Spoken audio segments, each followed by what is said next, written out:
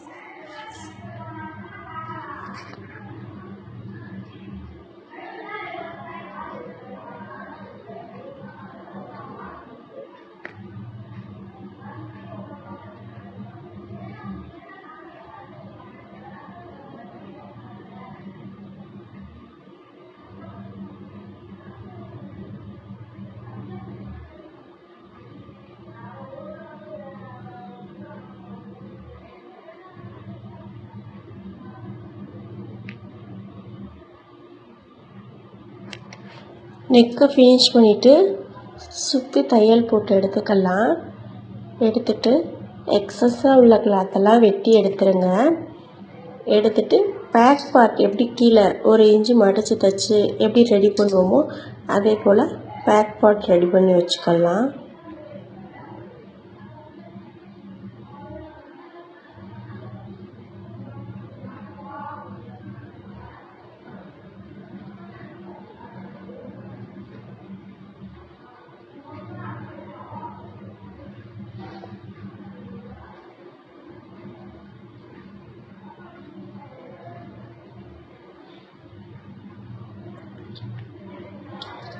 Back part கழுத்து ready பண்ணியாச்சு.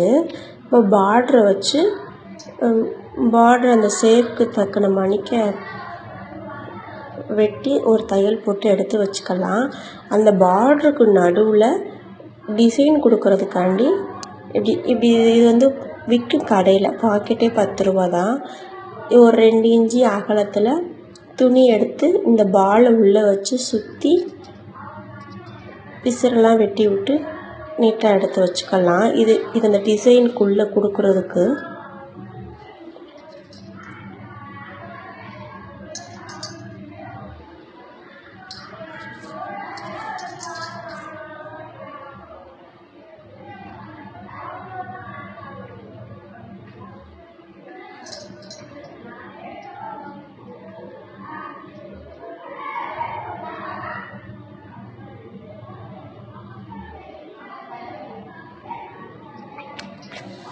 Ready பண்ணியாச்சு.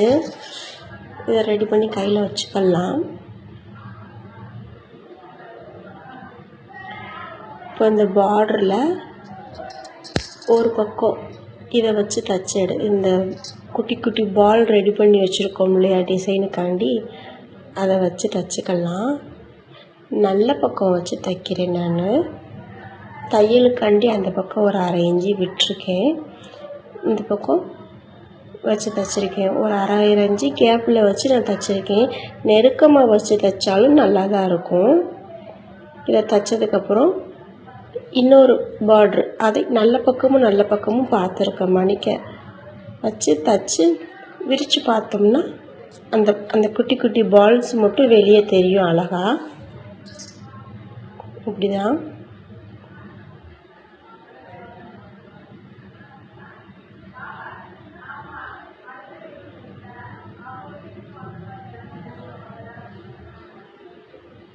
இதை அப்படியே பின்னாடி முதுகில் ப்ளவுஸ் பக்கம் டிசைனுக்கு ரெடி பண்ணியிருக்கிறத வச்சு தைச்சி விட்டுற வேண்டியதான்.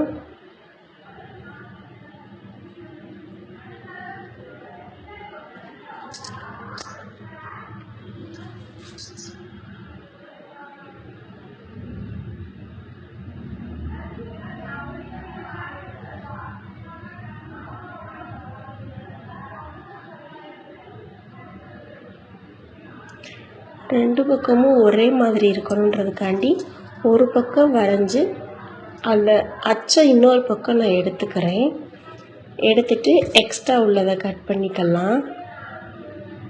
கட் பண்ணிவிட்டு நம்ம லேஸ் வச்சு தைக்க போகிறோம். இருந்தாலும் பிசுறு லேசானாலும் வெளியே தெரியும், லேஸ் வச்சு தைச்சாலும். அதனால் பிசுறு வெளியே தெரியாமல் இருக்க அந்த ஓரங்களில் ஒரு 1/4 இன்ச்சு அளவுக்கு மடித்து தைச்சி எடுத்துக்கலாம்.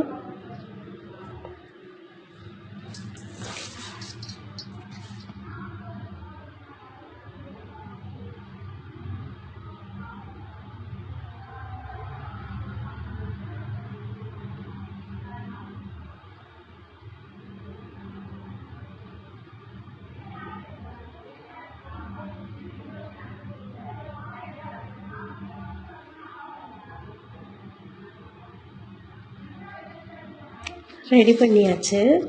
இதுக்கு மேலே லேஸ் கொடுத்துக்கலாம். ஃபஸ்ட்டு மேல் பக்கம் லேஸ் கொடுத்து தைச்சிக்கலாம். லேஸ் கொடுத்து தைச்சோம்னா அந்த முனையில் தெரிகிற பிசுறு தெரியாமல் இருக்க இந்த பக்கம் கழுத்து ஷோல்டர் பக்கத்தில் இருந்து தைக்கும் போது அந்த பிசுறு உள்ளே போயிடும், வெளியே தெரியாது. ஒரே இதாக எந்த கட்டிங்கும் இல்லாமல் வச்சு தைச்சிடலாம். ரொம்பவே ஈஸியான டிசைன்ஸ். புதுசாக தைக்கிறவங்க கூட இந்த டிசைன்ஸை தைச்சிடலாம்.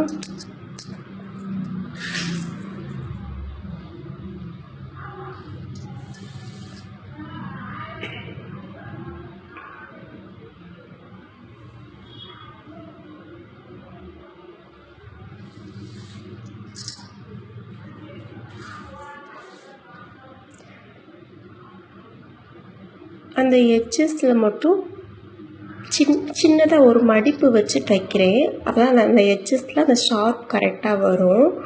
அதனால் அந்த எட்ஜஸ் வர இடங்களில் மட்டும் சின்ன சின்ன மடிப்பு வச்சு நான் தைக்கிறேன்.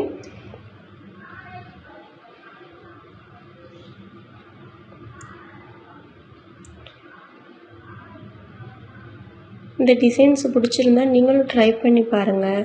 லைக் பண்ணுங்கள், கமெண்ட் பண்ணுங்கள், நம்ம சேனலை சப்ஸ்கிரைப் பண்ணுங்கள், உங்கள் ஃப்ரெண்ட்ஸ்க்கும் ஷேர் பண்ணுங்கள்.